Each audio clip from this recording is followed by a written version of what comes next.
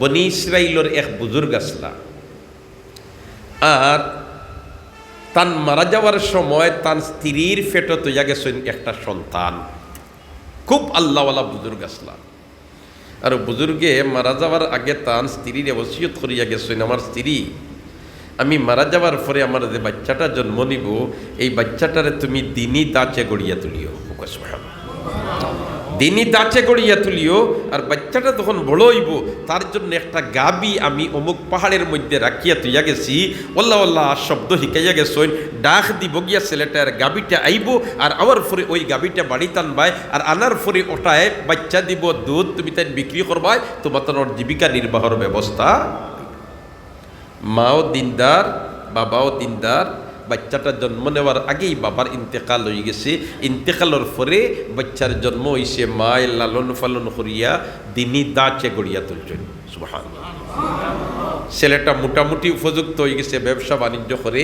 এখন ব্যবসা বাণিজ্য করতে গিয়ে একটা কাজ করে, তার মার কথার মতেই উল্টা করে না, সর্বাবস্থায় তার মার কথারে মূল্যায়ন করে, কোনো অবস্থায় মার কথারে অবমূল্যায়ন করে না। হয় না, বাবারে দুই নয়নে দেখছি না এই দুনিয়ার জগত, আমি দুনিয়াত আইবার আগে আমার বাবা ইন্তেকাল করে লইছেন, মা পাইছি, মার কথার উল্টা আমি জীবনে করব। এখন তোমার রুজি করে, আর রুজি করিয়া 3 বাট করিলায়, মুনাফা যেটা হয় অর্ধেক মার খেদমতর লাগি, পরিবারের খেদমতর লাগি, আর অর্ধেক সদকা করিলায়, আর বাকি 3 বাটর 1 বাট পুঁজি হিসাবে রাখিয়া ব্যবসা চালাইয়া যান। দিন যার রাত যার কতদিন পরে হঠাৎ এই ছেলেটার মায় কইলা, বাবারে তোর বাবা ইন্তেকালের আগে ওইভাবে একটা কথা হইয়া গেছিলা, অমুক পাহাড়ের মধ্যে তুই গিয়া ওলা ডাক দিবি, একটা গাবি আইব, আর আবার পরে ওটা তুই লইয়া আইবি, আর আবার পরে আমরা ওটা লালন ফালন কর্মীটায় দুধ দিব, বাচ্চা দিব, আর এরপরে আমরা দুধ বেশিমু, আর আমরা কোনো পরিশানি থাকতো না, এইটার থেকে আমরা পরিবার চলবো। ছেলেটি কইল, আম্মু আব্বু এইভাবে বলে গিয়েছেন আপনাকে? বলে জি জি এইভাবে বলে গিয়েছেন। তা ঠিক আছে আমি যাচ্ছি। ওই জঙ্গলের মধ্যে গেছে, আর যে যে শব্দ শিখাইয়া গেছিল ওই শব্দ দিয়া ডাক দিছে, সত্যিকারের একটা গাবি আইস, আমার পরে ওটা লিয়া বাড়িতে আইস। বাড়িতে আবার পরে তো লালন ফালন কররা, দিন যার রাত যার কয়েকদিন পরে মা আর ছেলে বইছেন, বইয়া মা এখন বাবারে আসলে এটা তো লালন ফালন আমরা করিয়ার, কিন্তু একটা অতিরিক্ত জামেলা লাগে, বা আবাদত বন্দেগী বুধ ভাই কিছু বেড়া খাইলে এক কাম করিলাও, তুমি ওটা বাজারও নিয়ে বিক্রি করিলাও, ওটা বাজারও নিয়ে কি করিলাও, বিক্রি করিলাও। ছেলে তো মার কথার উল্টামি করে না, হইল আম্মু ঠিক আছে আমি বাজারে নিয়ে যাচ্ছি, বিক্রি কত করতাম? বলে তো এটার দাম মাত্র 1 টাকা ফরজান, 1 টাকা, 1 টাকা পাইলেও বেশি লইও। ছেলে তো তোমার গাবিটা লইয়া বাজারও যার, খালি বাজারও গিয়ে উঠতো, রাস্তার মধ্যে কাস্টমার একজনে ভাই যখন বাতি যা তোমার গাবিটা বিক্রি করবা? বলে তে হ্যাঁ বিক্রি করবো। বলে তে কত? 1 টাকা। আমার আম্মুয়ে কইয়া দিছেন এটার মূল্য হইল কত? 1 টাকা। কাস্টমার বেটায় হয় না বেটা বাতি যা, এটা 1 টাকার মাল না, এটা 2 টাকার মাল, আমি তোরে 2 টাকা দিলেই আমার টাইম অগু বেশিলা। হয় জি না, আমার মায়ে কইয়া দিছেন 1 টাকাও নিলে আপনি 1 টাকায় নিতা, আর নাই বেচতাম নাই। কাস্টমার বেটায় কয় না রে ভাই 1 টাকার মাল নাই, 2 টাকার মাল, তুই বেশিলা 2 টাকা। এখন করে জমানার সন্তান হইলে কইল না মাশাআল্লাহ 2 টাকা বেশি 1 টাকা যে হারাই দেই, আর 1 টাকা মাটাই নিয়া দিব। এই পর্যন্ত আমরা ফুরুদাই চালাক না নিমাতো না, আমরা 2 নম্বরই চালাকি করি, আসলে 1 নম্বরই তো আমরা কিন্তু দুর্বল। ছেলে কই না না না আমার মা বলেছেন 1 টাকা, আমি 2 টাকা বিক্রি করব না।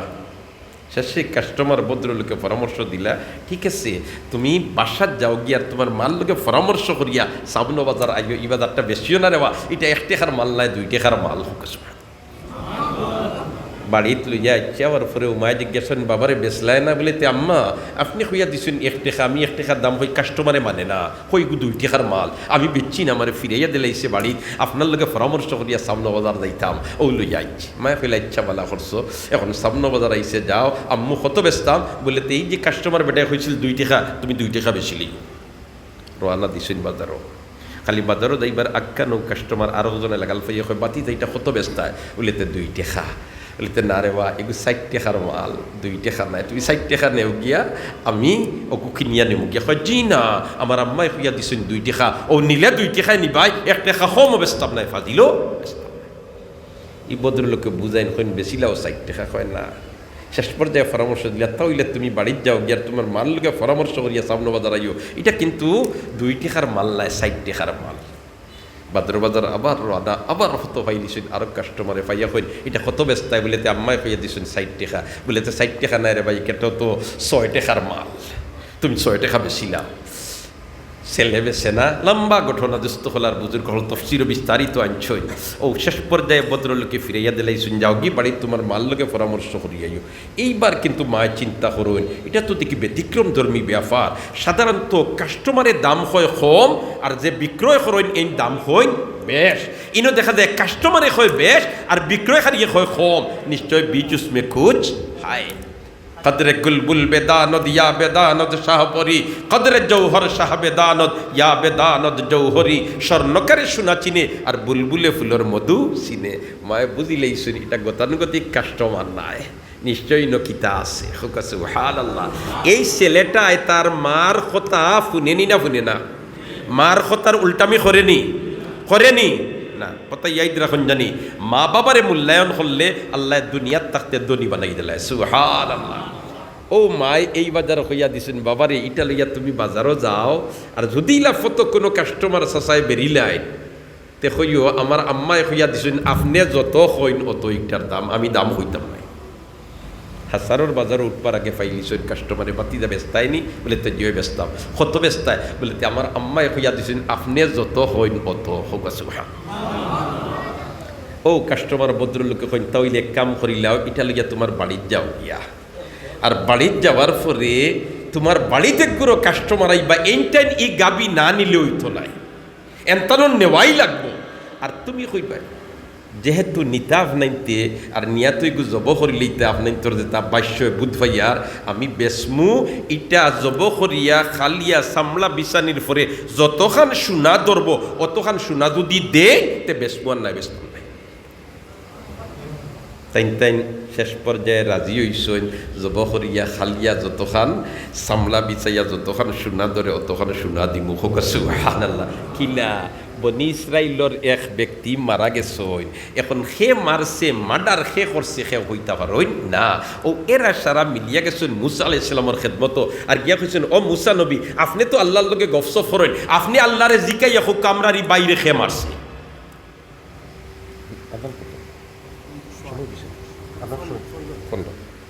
সুবহানাল্লাহি ওয়া বিহামদিহি সুবহানাল্লাহিল আযীম। কোন মাত্র আসলাম ইয়াইদাসেনি আমরার বাইরে খে মারছইন, ওখানে আপনি আল্লাহরে জিকাইয়া হইয়া দেখা। মুসা আলাইহিস সালামে তো তান কবরে পালা দিনে চিন্তা, তাই আল্লাহরে কইন ও আল্লাহ আমারই কিন্তু বড় বেজুইতা, এখন তারার ই বাইরে খে মারছে ওখান তা আপনি হইয়া দেখা। আমার আল্লাহ হইয়া দে তারা রেখো গাইয়ে গু জব করিয়া গোর গুষ্ঠ এক টুকরা মরার শরীরও লাগাই দিতা, ও মরা বেটায় হইব তারে খে মারছে। যেমনি কান মুসা আলাইহিস সালামে কইছেন তোরা কি কইন কালু আতাত্তাখিদুনা হুজুয়া, আমরা বলি আপনি মস্কারি কররা, আমরা আইসি বাইরে মার্ডার করছে খে হইয়া দিতা, আর আপনি কইন গাই জব করতাম। মুসা আলাইহিস সালাম কইন ক্বালা আউযু বিল্লাহি আন আকুনা মিনাল জাহিলিন, আল্লাহ ফানা আমি জাহিল না রে, আমি দেতা কইয়া ঠিক কইয়া। ও তারা দেখলা তো বিষয়টা তখন হলো কইলাতে আচ্ছা গাবি গো কিলাই গে খবিয়ান ফরইছে গে কত খাললে দে গো তোমার বয়স কত, খালি তাইন লম্বা করেন আর আল্লাহ টাইট করে, তাইন লম্বা করেন আল্লাহ টাইট করে, তাইন লম্বা করেন আল্লাহ টাইট করে। শেষ পর্যায়ে জমিনের বুকুর উপরে ইটা গুনে গুণান্বিত ও ছেলের কাছে যে গাবি আছে এটা ছাড়া কোনো গাবি নাই। এখন যদি মরা ব্যক্তি দিতে হইয়া তোমার গোস স্বাদির পরে হইতো তাহলে ও গাবি টানটানোর নেওয়াও লাগবো। ও নিশ্চয় নিয়া জব করিয়া বিচাইয়া সামলা বিচাইয়া যতক্ষণ সোনা ধরছে অতক্ষণ সোনা দিছ। এই বাচ্চার দনি ওইছে নি দুনিয়াত মার উল্টামি করিয়া না মার খেদমত করিয়া? ও ভাই